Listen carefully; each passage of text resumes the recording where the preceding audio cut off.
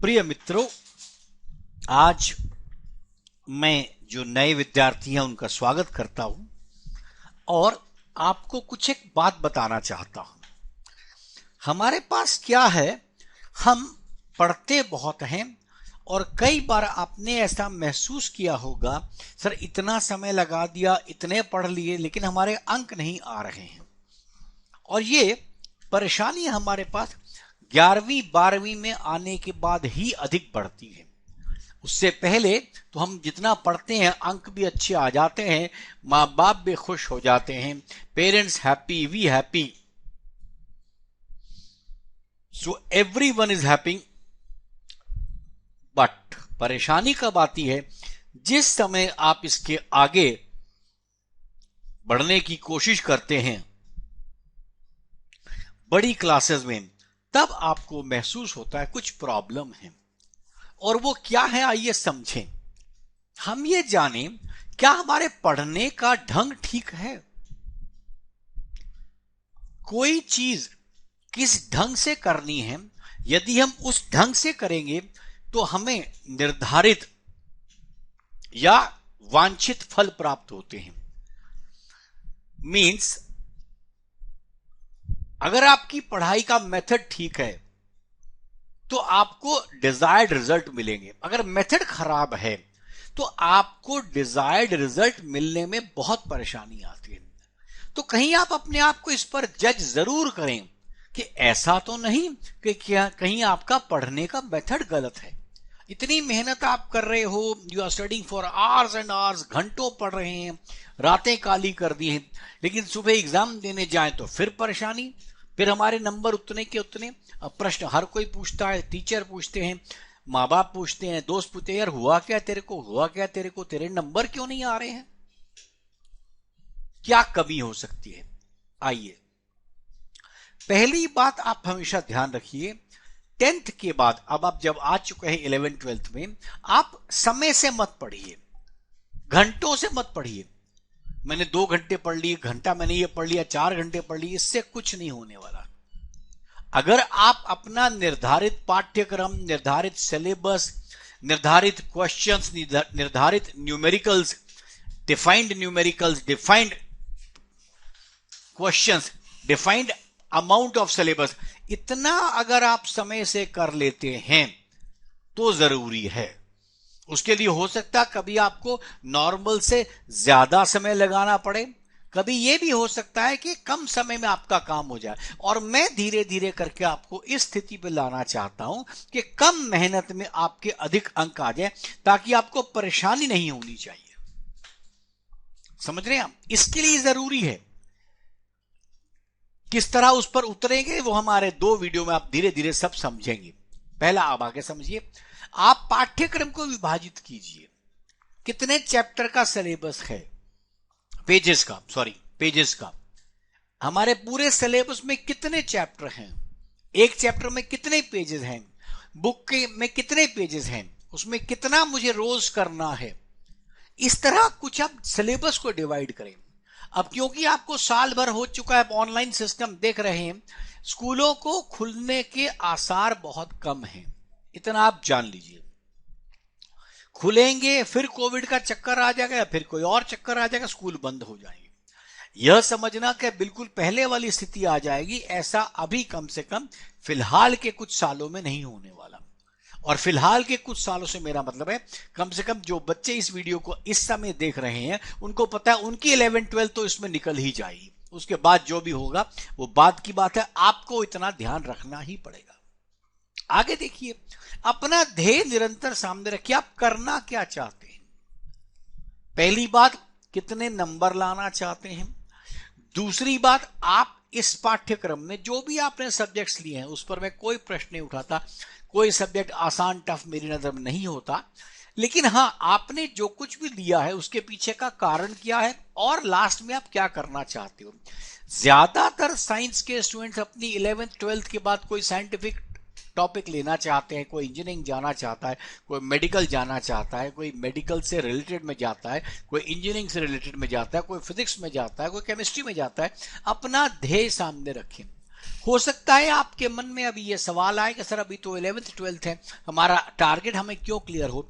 क्यों क्लियर हो? क्योंकि धीरे धीरे देखिए आप, समय ऐसा आता जा रहा है कि जितने अच्छी क्वालिटी के प्रोफेशनल कॉलेजेस हैं, चाहे वो नीट का है, चाहे मेडिकल का है, या कोई नर्सिंग का है, या कोई और किसी प्रकार का IISc का कॉलेज है, ये सब कॉलेज आपसे एक एग्जाम लेते हैं और उस एग्जाम के अंदर आपने जो किया उसके बेसिस पर आपका सिलेक्शन होता है।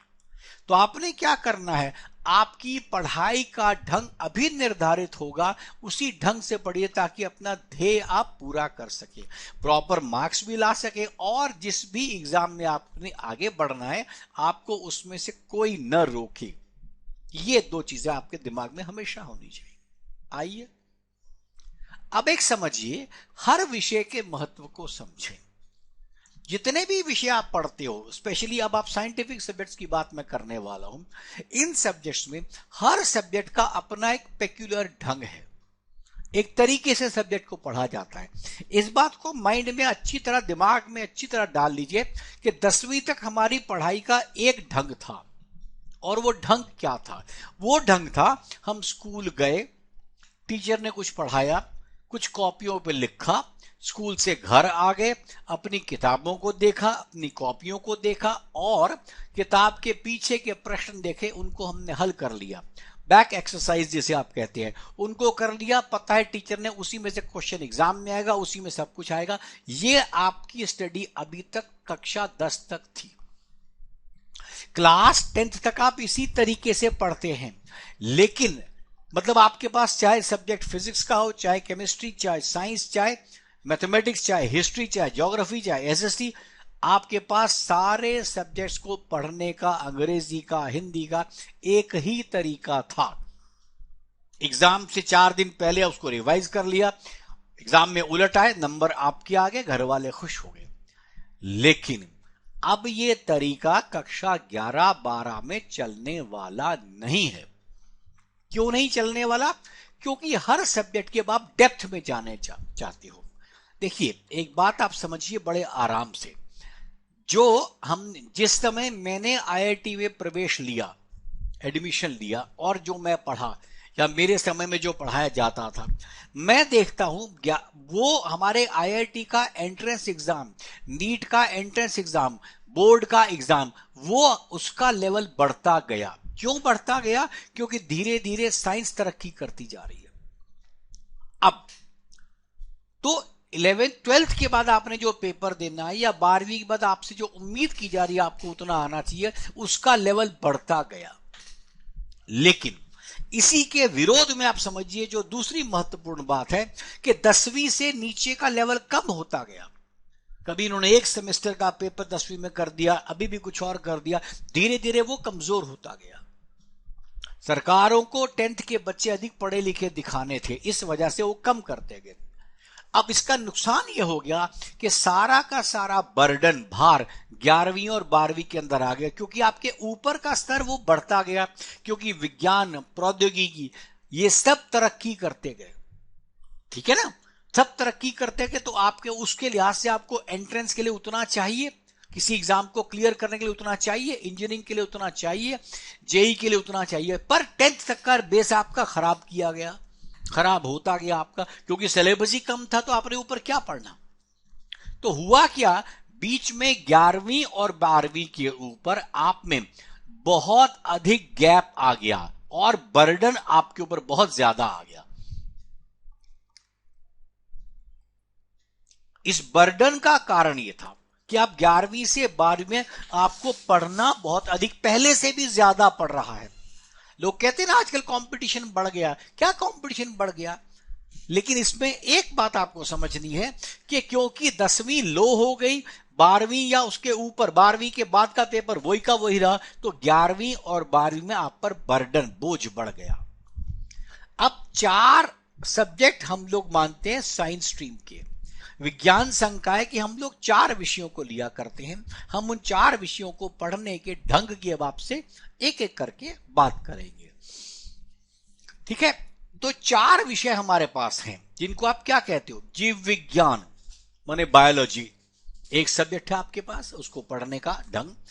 मैथमेटिक्स दूसरा सब्जेक्ट है जिसे आप गणित कहते हैं। तीसरा है रसायन शास्त्र जिसे आप केमिस्ट्री कहते हैं, और चौथा है भौतिक शास्त्र जिसे आप फिजिक्स कहते हैं।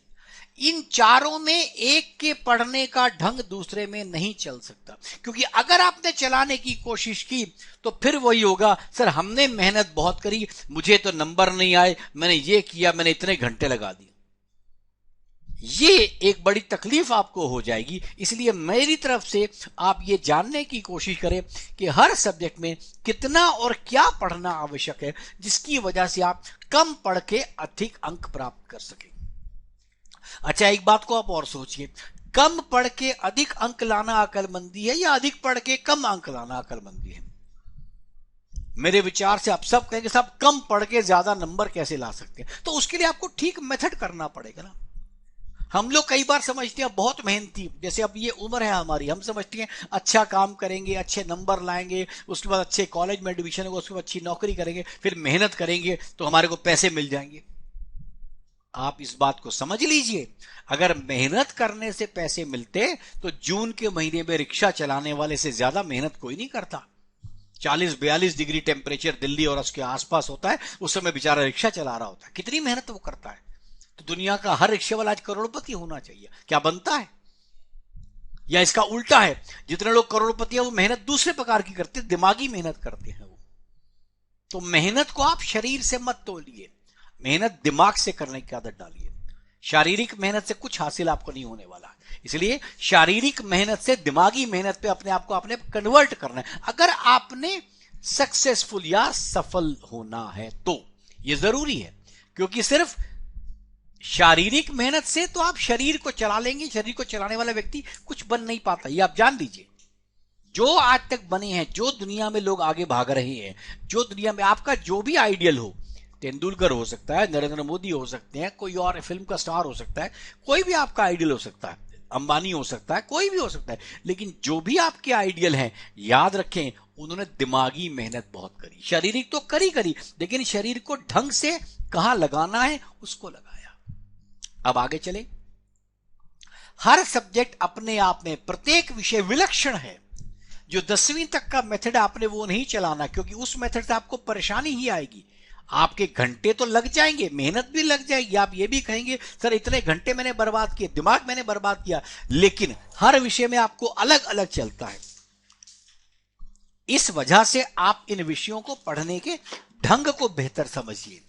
आइए अब हम इस वीडियो को यहां समाप्त करते हैं। अगले वीडियो में हम लोग एक एक करके इन ढंग को लेंगे कि बायोलॉजी पढ़ने वालों को क्या ध्यान रखना है, मैथमेटिक्स पढ़ने वालों को क्या ध्यान रखना है, फिजिक्स पढ़ने वालों को क्या ध्यान रखना है, केमिस्ट्री पढ़ने वालों को क्या ध्यान रखना है।